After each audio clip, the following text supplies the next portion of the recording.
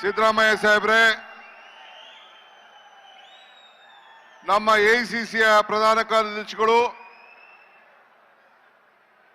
ನಮ್ಮ ಸರ್ಕಾರವನ್ನ ತರಲಿಕ್ಕೆ ನಮಗೆಲ್ಲ ಮಾರ್ಗದರ್ಶನವನ್ನು ಕೊಟ್ಟಂತ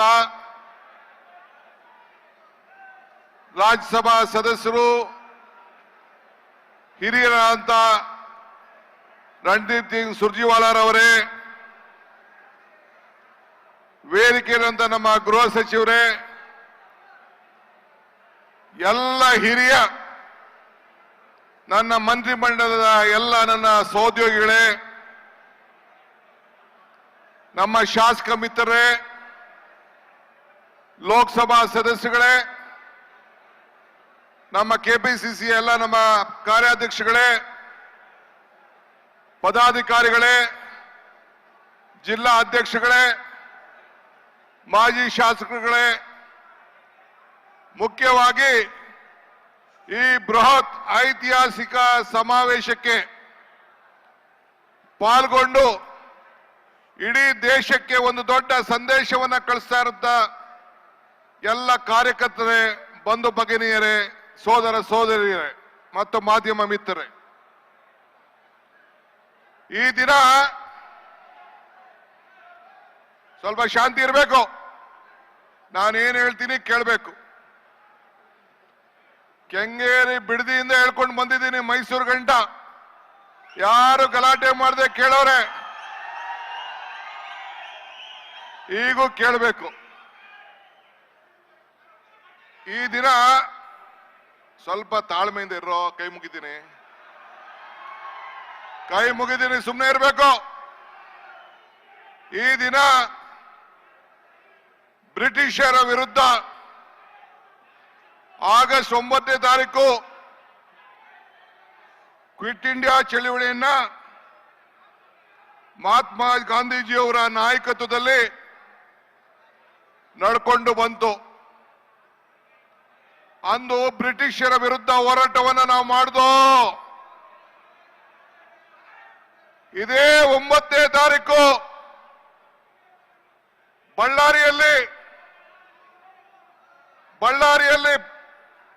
ಬಳ್ಳಾರಿ ಪಾದಯಾತ್ರೆಯನ್ನು ಮಾಡಿ ಗಣಿ ದೊರೆಗಳ ವಿರುದ್ಧ, ಈ ದೇಶದ ಲೂಟಿಯನ್ನ ಹೊಡಿತಾ ಇರೋದ ವಿರುದ್ಧ 15 ವರ್ಷದ ಹಿಂದೆ ನಾವು ಬಳ್ಳಾರಿಯಲ್ಲಿ ಕ್ವಿಟ್ ಇಂಡಿಯಾ ಮೂವ್ಮೆಂಟ್ ದಿನ ಆಗಸ್ಟ್ 9ನೇ ದಿನ ಇದೇ ರೀತಿ ದೊಡ್ಡ ಸಮಾವೇಶವನ್ನ ಮಾಡ್ದು. ಇವತ್ತು ನಾವು ಕಾಂಗ್ರೆಸ್ ಪಕ್ಷದ ವತಿಯಿಂದ ಅಂದು ಬ್ರಿಟಿಷರ ವಿರುದ್ಧ ಹೋರಾಟ ಮಾಡ್ದೋ, ಇಂದು ಎನ್ಡಿಎ, ಬಿಜೆಪಿ, ಜನತಾದಳದ ವಿರುದ್ಧ ಇವತ್ತು ನಾವು ಹೋರಾಟವನ್ನು ಮಾಡಿ ಈ ದೇಶವನ್ನ ರಕ್ಷಣೆ ಮಾಡಲಿಕ್ಕೆ, ಸಂವಿಧಾನವನ್ನು ರಕ್ಷಣೆ ಮಾಡಲಿಕ್ಕೆ, ಈ ಬಡವರ ಕಲ್ಯಾಣವನ್ನು ಉಳಿಸಲಿಕ್ಕೆ, ನಮ್ಮ 5 ಗ್ಯಾರಂಟಿಗಳಿಂದ ಈ ಬಡವರಿಗೋಸ್ಕರ ಮಾಡಬೇಕು ಅಂತ ಹೊರಟಿರುವಂತ ಅನ್ಯಾಯದ ವಿರುದ್ಧ ಹೋರಾಟವನ್ನು ಮಾಡಲಿಕ್ಕೆ ಇವತ್ತು ಈ ಚಳವಳಿಯನ್ನ ನಾವು ಪ್ರಾರಂಭವನ್ನು ನಾವು ಮಾಡಿದ್ದೇವೆ. ಹುಡುಗ್ರ, ಸುಮ್ಮನೆ ಇರಲಿ ಕಾರ್ಯಕರ್ತರು, ಆ ಮೀಡಿಯಾ ಅವ್ರು ತೊಂದರೆ ಮಾಡಬೇಡಿ.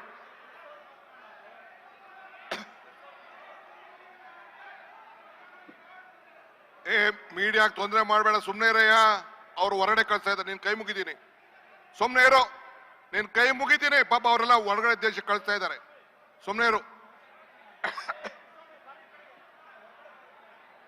ಒಂದು ಈ ಸಂದರ್ಭ ಹೇಳಲಿಕ್ಕೆ ಬಯಸ್ತಾ ಇದ್ದೇನೆ, ಈ ಪಾದಯಾತ್ರೆ